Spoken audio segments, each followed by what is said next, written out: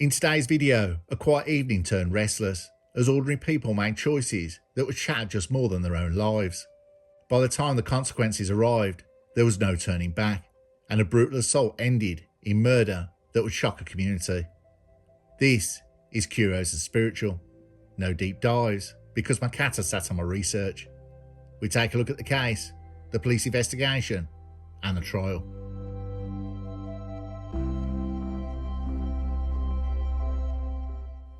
If Dundee had a league table for spectacularly poor life choices, the four people at the centre of this case would be podium regulars.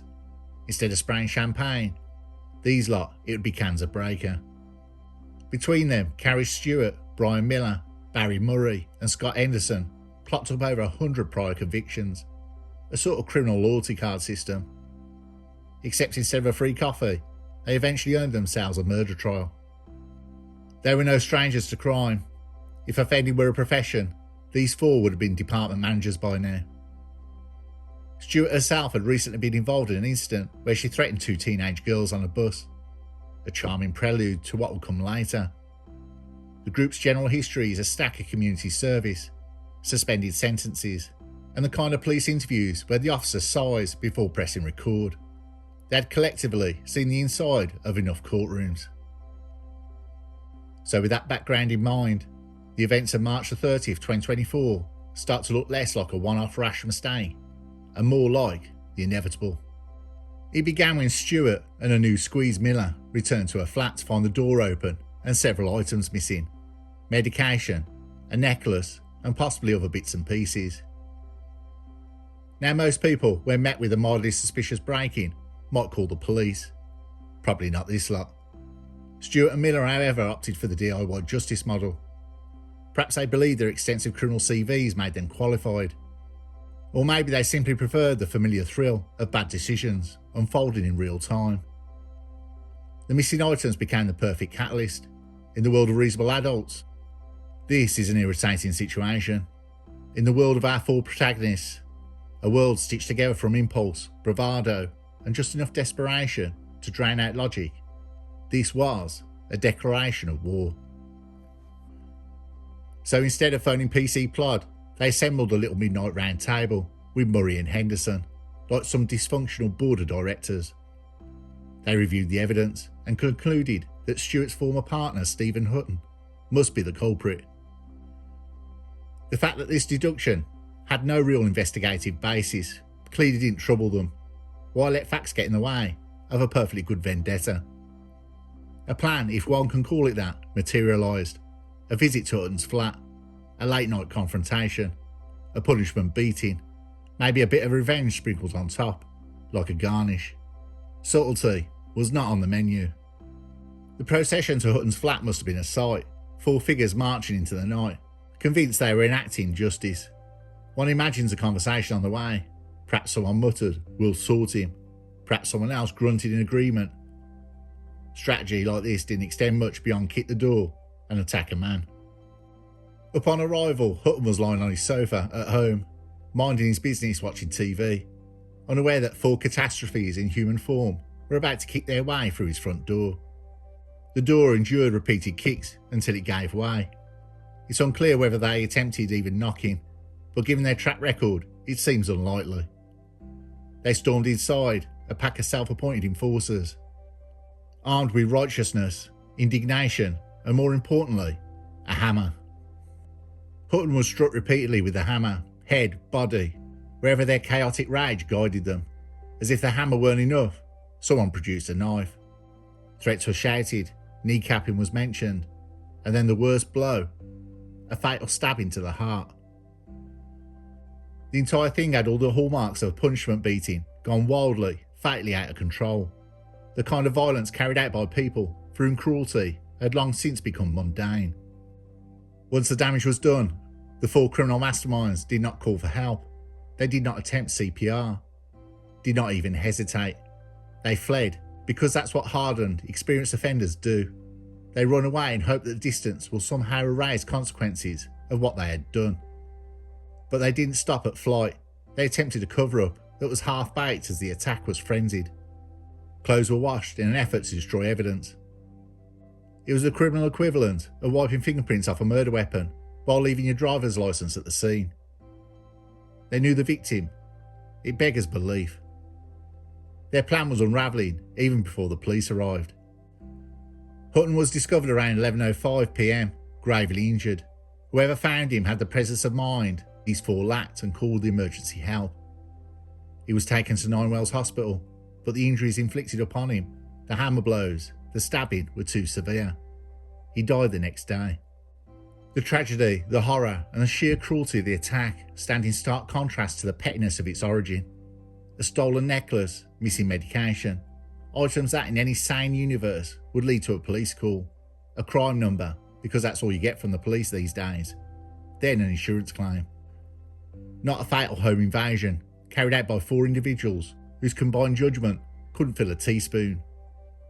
The killers were no strangers to crime, more like regulars. They had brought with them a predictable blend of ignorance, aggression, and impulsiveness. They escalated a minor domestic incident into a murder, with all the self-awareness of people who thought washing their clothes would outsmart forensic science. And that is a stage grim, senseless, and fueled by staggering stupidity, on which the police would soon step in.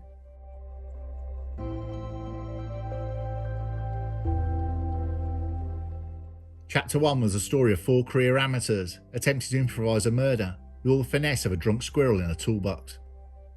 Then this chapter, the police investigation, is a story of professionals arriving to untangle the mess.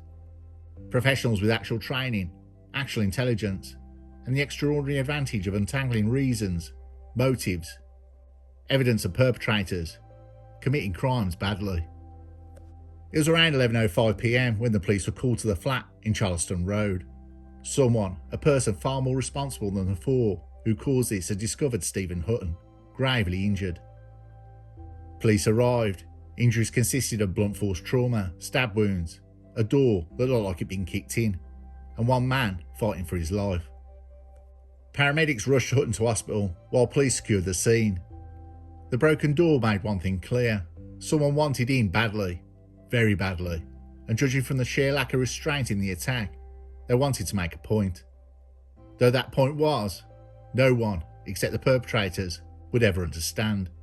And even then, they probably couldn't articulate it clearly.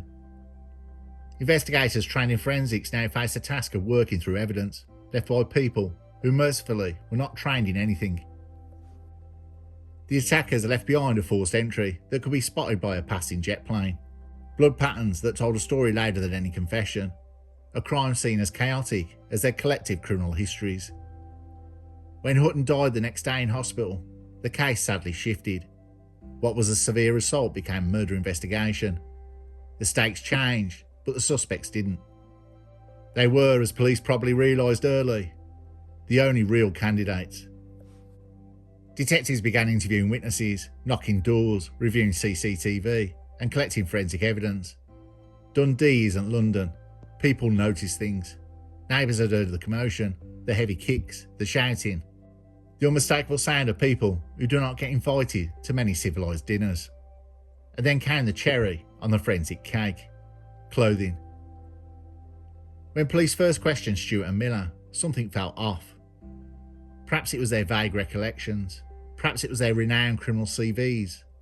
Perhaps it was simply the universal truth that people who commit violent crime rarely also become world-class lawyers overnight. But the real giveaway came when police discovered that the clothes they'd been wearing earlier, the clothes witnesses had described, had recently been washed. Washed after a murder, as if forensic labs did not exist, as if modern policing still relied on gut feeling and just eyeballing it. Getting rid of blood evidence by running a wash cycle ranks perhaps fifth on the list of history's worst criminal strategies, right behind write your plan on Facebook and drop your wallet at the scene. Police logged the attempted cover-up as part of a charge for trying to defeat the ends of justice, which is Scottish for you tried to be clever and you failed spectacularly. Police cross-referenced timelines, witness statements, CCTV, injuries and digital traces. A familiar quartet emerged with the clarity of a badly drawn tattoo. Stewart had motive, history, threat, connection to the victim. Miller, at the scene, fled, washed clothes, loyal participant in idiocy. Murray, physical attacker, previous convictions, part of the group.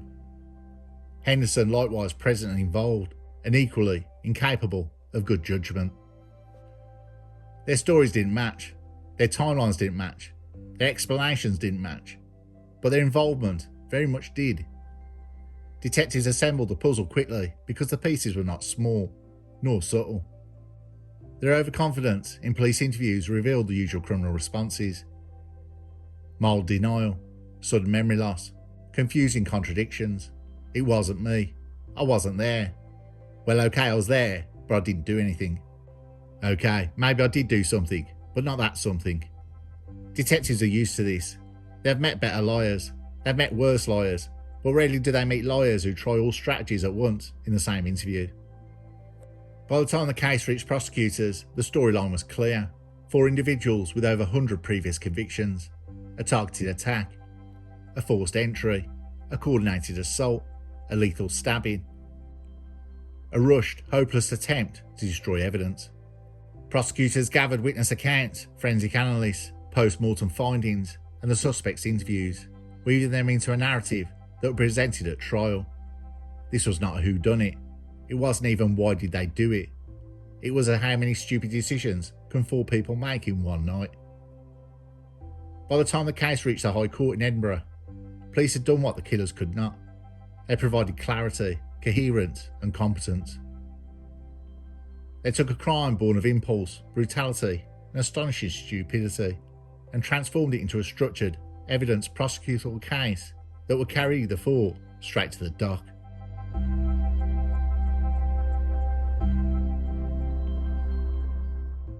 The trial for Carri Stewart, Brian Miller, Barry Murray, and Scott Henderson, who were charged with the murder of Stephen Hutton, were held at the High Court in Glasgow. The trial itself was a lengthy proceeding, scheduled to begin in November 2025 and lasting around 3 weeks. During this time, the jury heard harrowing details about the punishment beating that took place in Mr Hutton's flat on Charleston Road in Dundee. Lady Haldane was the judge. When the case came to court, the 4 defendants, given the walls of evidence around them, they pleaded not guilty.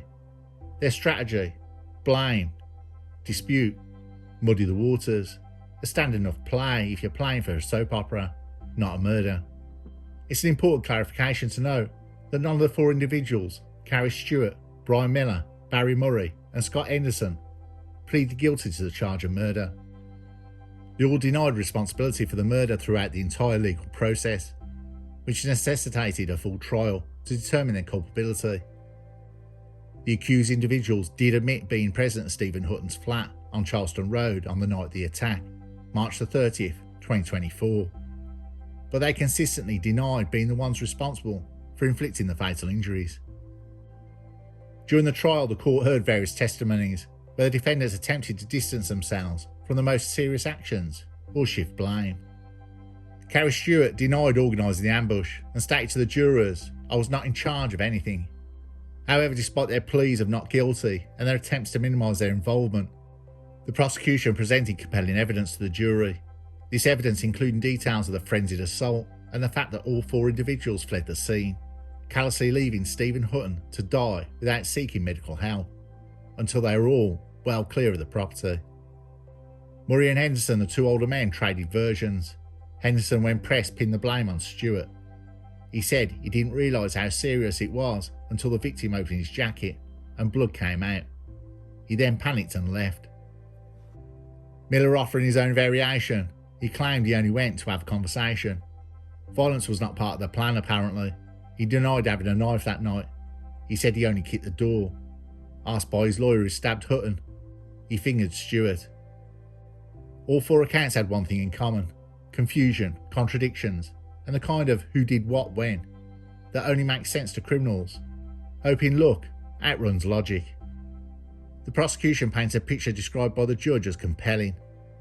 Late night home invasion, forced entry, coordinated violence, a hammer assault followed by a fatal stabbing, and 4 people present who fled and tried to hide evidence. Following a 3-week trial at the High Court in Glasgow, the jury found all 4 individuals guilty of the murder of 43-year-old Stephen Hutton. On the 8th of December 2025 at the High Court in Glasgow, the judge, Lady Haldane, delivered the sentence.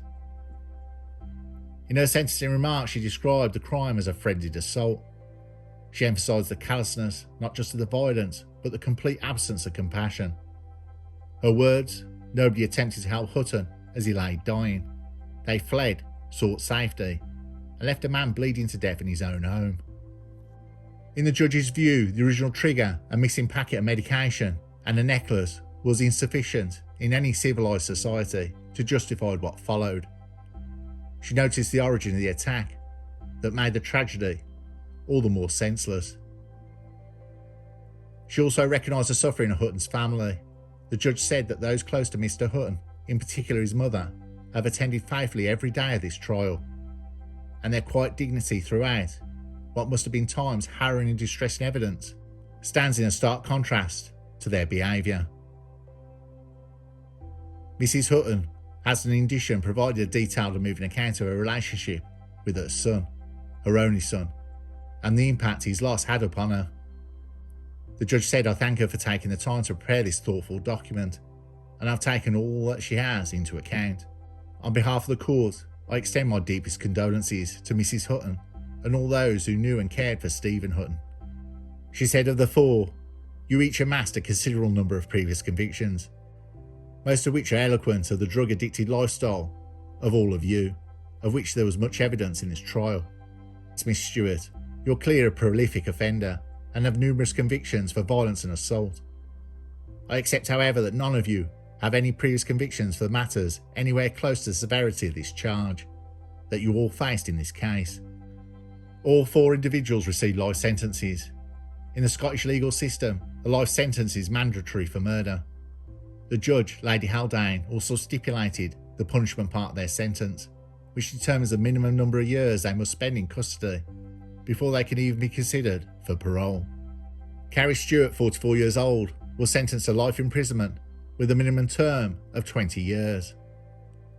Brian Miller, 29 years old, was sentenced to life imprisonment with a minimum term of 20 years.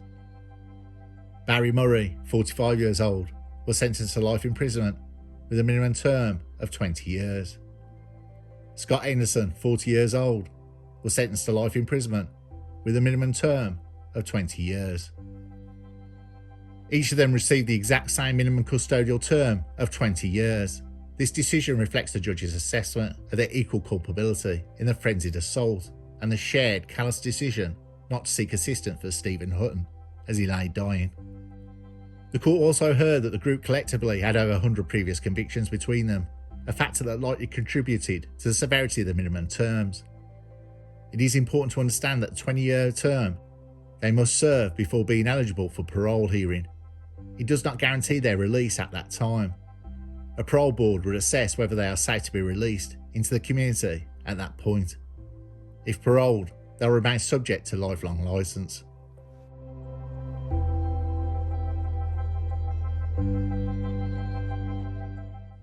In the end, recklessness, rage, and a spectacular lack of foresight wrote the final chapter for 4 people who mistook impulse for justice. Every violent choice, every futile attempt to cover their tracks, only tightened the noose around them. Life was taken, lives were shattered, and the only thing left intact was the grim truth. Stupidity married to cruelty always collects its due, and the consequences spare no one. Not the reckless, not the complicit, and certainly not the victim, who never asked for any of it.